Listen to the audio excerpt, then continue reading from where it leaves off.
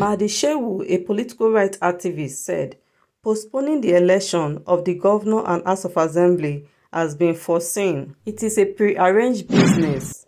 This is the most scandalous, fraudulent, and irresponsible election process put in place by Inec in the history of Nigeria.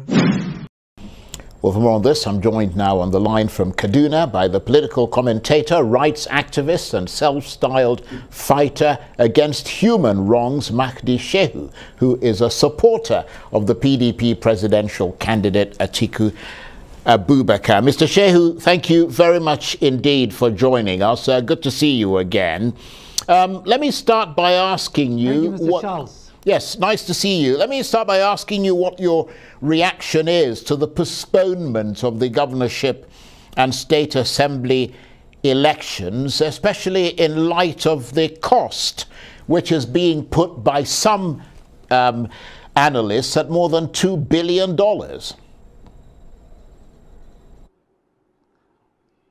Well, it didn't come to me as a surprise anymore from the behavior, attitude, body language, and arrogance of Inec as personified and represented by its chairman, Professor Mahmoud.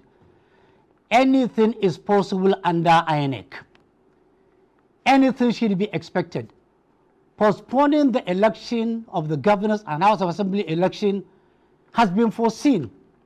In fact, let me add that I will not be surprised.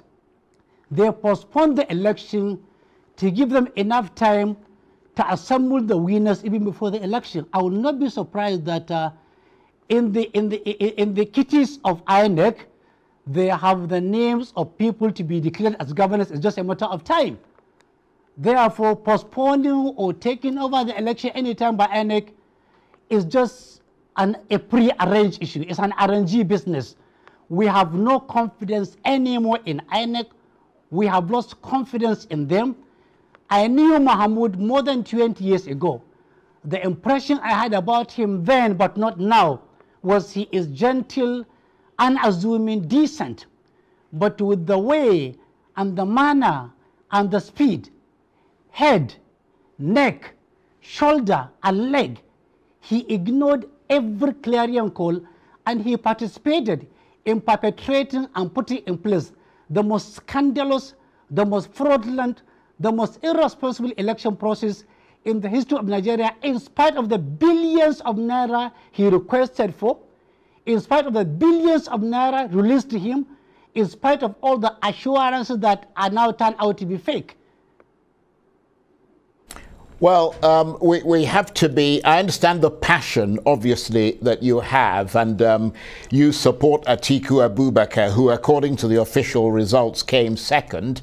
So I can understand the passion that you feel about the way that you think the election was conducted. But obviously, we don't, I mean, you're going to court. Atiku Abubakar is going to court. The PDP is going to court, and would have to wait to see what evidence they put forward in that courtroom. But from your point of view as a supporter of Atiku, is a picture emerging from your vantage point of how the PDP intends to approach its legal challenge to the outcome of the presidential election in a court of law? I leave the preparedness, the arrangement, the scholarship, and the skills of the team of 19 senior advocates of President Atiku to perfect their skill and their art in the court of law, either at the tribunal or eventually at the Supreme Court. That is in the area of the legality. But what I do have is that the moment, in fact, 6 hours into announcing the results, from Mahmoud's body language, I saw it coming. And the moment he declared Tinubu as the winner, 4 things came into my mind. Number one, I remembered Chinua Achebe. In his book, Arrow of God, Junior Achebe said, if you see an old woman dancing in the middle of the bush, dancing and dancing and dancing endlessly, using all the styles, all the tricks, but you who is watching the old woman have not heard or seen any drama, have not heard the music she is dancing to. Achebe said, if you don't see the drama, that old woman knows the drama. If you don't hear the music, that old woman hears the music. Therefore, for Mahmoud to unilaterally ignore all the clarion calls, ignore all the infractions, ignore all the clear, glaring evidences of fraud and misrepresentation in the election, he was dancing to a music, he was dancing to a drum. We know the drummers, we know the rhythm he is dancing to, and time will tell who were those drummers. The drummers made him to dispossess millions of Nigerians of their preferences and their choices to choose in a free and fair election. He destroyed whatever integrity he has in the eyes of the society. Indeed, all the 4 years promises he has been doing now has come to pass. Luckily, on 22nd November 2022, last year, he issued out a press statement signed by Okoye and he addressed a press that he has heard that people are peddling a rumor that he is conniving to rig the election of 2023. It has now come to pass. We have seen him as an actor, an active actor, along with his cohorts, in shortchanging Nigerians and participating in the most fraudulent election in the history of Nigeria. Secondly, what came to my mind is that those who read Shakespearean books, particularly the book of Hamlet, there is one message. One evil will lead to so many evils, and evil will never stand. In that particular drama called Hamlet, the Spirit of Denmark, King Claudius, King Hamlet, was on the throne with a beautiful queen. His younger brother, Claudius, poisoned and killed him. For what? He took over the throne and he married away the queen. Soon after taking over that throne, fraudulently, like taking over elections fraudulently, King Claudius was shown in a kneeling position, praying, and he said, "Oh God, what form of prayer will serve my purpose? To forgive my full mother?" And he answered himself, he said, "That cannot be. Since I am still in possession of the fruit of the mother, my queen, my own crown, my own ambition." And he asked, can one return the fruits of his crime and seek for God's forgiveness? If you steal election, if you participate in a fraudulent election, you are participating in a fraud, and fraud will never stand because fraud is evil. Subsequently, he died. He lost the crown. He lost the queen. In the process, the prince was killed. Laertes was killed. Polonius was killed. Ophelia was killed. In fact, only 2 people survived. One, a gentleman, Horatio. The other one, Fortumbarus, Prince of Norway, who was standing to defend his honor and to defend his own integrity. We will continue to defend our integrity and our honor and our votes until the day when we see evil crashing, crumbling, and it will be subdued. It will be reduced into a pitiable combustible material. Well, let's just be very clear there that the two contexts are different. I mean, you use the Shakespearean example, but that's obviously totally different. And also, I need to make clear, because Inec are not here to defend themselves, that they have said repeatedly that they didn't engage in any kind of fraud and that they were hampered by technical and logistical glitches. So I need to make that ineluctably clear. But some in the PDP... If they are hampered... Yeah, go ahead. Go ahead. if they are hampered by technical hitches as admitted by them, the right thing to do is to look inwards, make the corrections, make amendments. Is that it is in a court of law now, or at least it's heading to a court of law, so it'll be determined in a court of law the extent of their negligence or culpability. They admitted that there were technical hitches. International observers discredited these elections.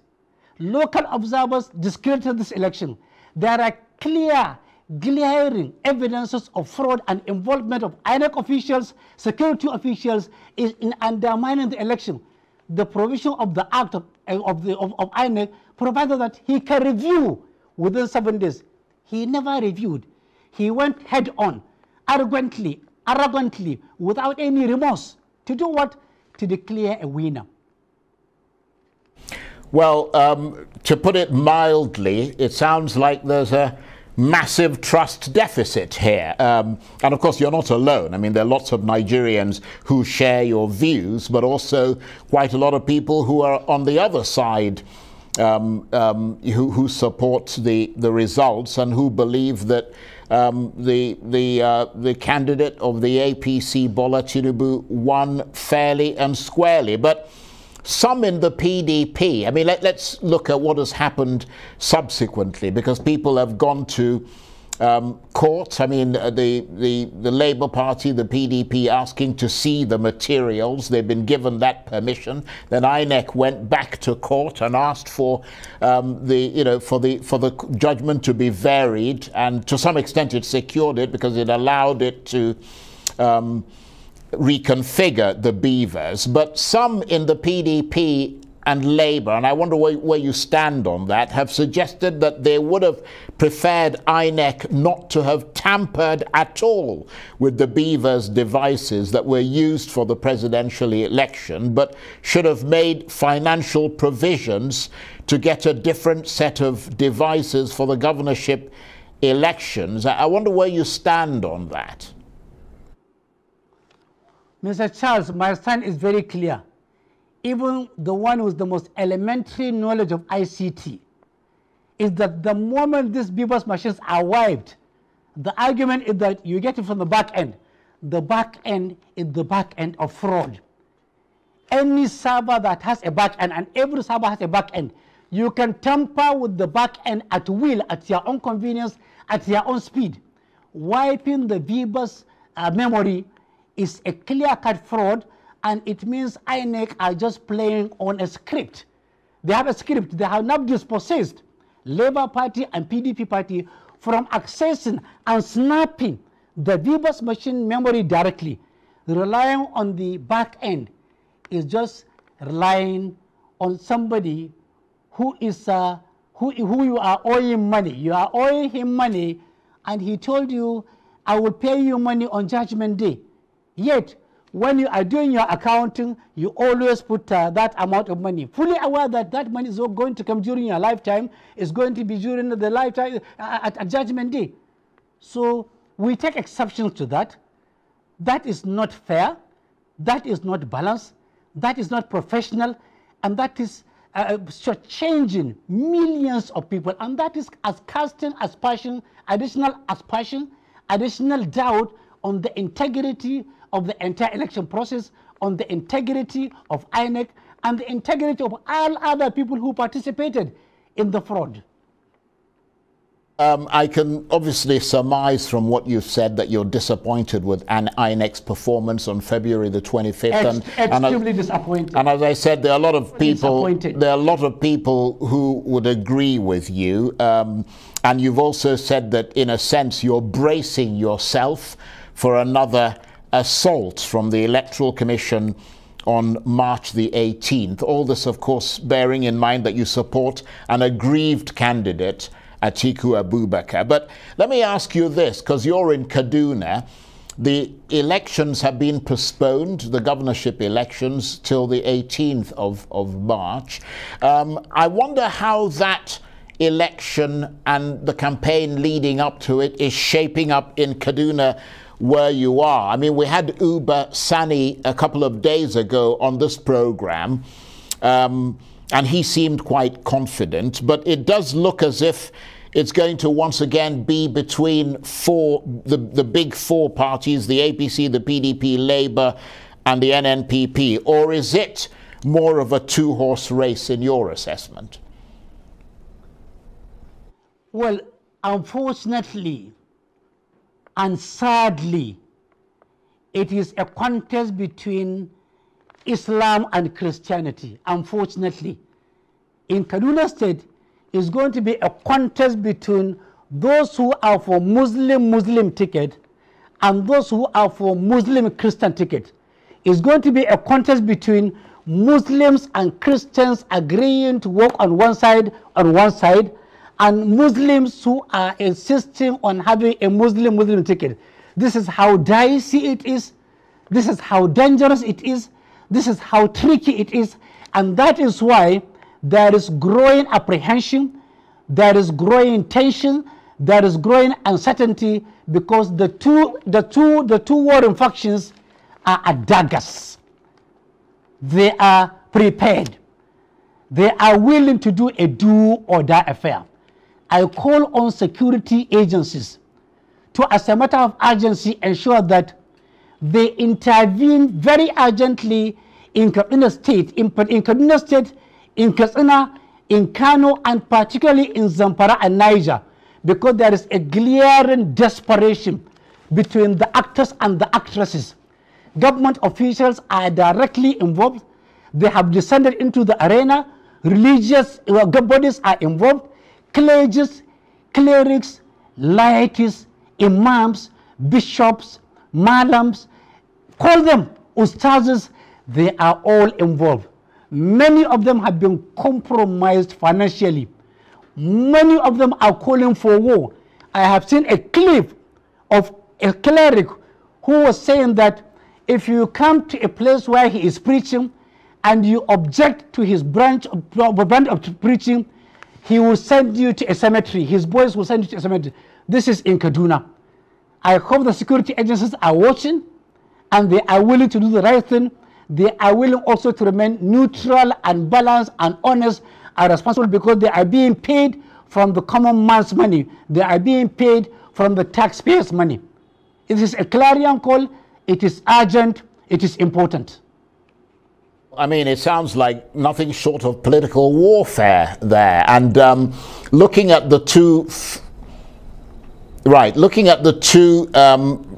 biggest parties, the APC has chosen a Muslim ticket, so presumably that's who you're referring to, and the PDP, who you support, have chosen a Muslim Christian ticket, and that is where your sort of warning is coming from. So we're going to have to keep an eye on that and see how this vying for power in the run-up to March the 18th turns out. But let me return briefly to the presidential ballot that has just been held. I wonder what your reaction is to President Buhari's defense of Tinubu's election. I mean, in a sense, I suppose you'd say that he would, wouldn't he, in spite of the global outcry that you'd already mentioned and your sense of these alleged irregularities of that election? Well, if Buhari, the president, have not defended the mandate, that would have been news. That he has defended the mandate is no more news. He is the same president who defended 23 trillion naira ways and means loan from the central bank. He is the same president who kept mute in the face of multi-trillion naira fraud at the oil sector. He is the same president who kept quiet when the treasury is being looted, stolen, high, empty, and dry. Therefore, if he defends this additional political election fraud, it's just adding up to the number. Look at the fraud. Inec said 93,469,008 people registered as voters. And then they said 87,209,007 collected their PVCs. But scandalously, they said 25 million people, 289,616 were accredited. In between the time of accreditation and the time of voting, they said only 24 million people and 24,025,940 voted. Therefore, in between this 1-2 hours, 321,398 did not vote. You begin to ask, were they abducted by bandits, or they all died before the voting period, or they fizzled away? One big question mark, inordinate silence from Inec. And then when you say democracy is a game of numbers, not a minority number, a game of majority numbers. Look at the number of people who voted for the election. Simple number, simple arithmetic. 24 million people voted. 16,491,218. A combination of PDP and Labour Party figures rejected the man who was declared winner with 8,700,000 votes. In a country of 200 million people, if you say the winner was declared winner with 8,794 votes, out of 250 million people, it means less than 4% of Nigerians voted him. And you call him a democratically elected president? Look, you can tell people whatever story you want to take. INEC can tell people any story. We are willing to hear the stories, the good, the bad, the ugly, the stupid, the dangerous, and even the most unheard. But time will tell. This fraud will not stand. It will not stand the test of time. And in the manner religious bodies descended into the political arena, in the manner traditional rulers descended into the arena, in the manner governors and other politicians descended into the arena, if this is democracy, God save the subjects. I've got to come in there. Right, okay. I want to thank you. God save the congregation. Right. I want to thank you very much, MAHDI SHEHU. I'm sorry to interrupt you, but we're literally out of time. And I do have to mention that President Buhari is almost duty-bound to reach out to whoever is officially declared the winner. I mean, that's his job as president.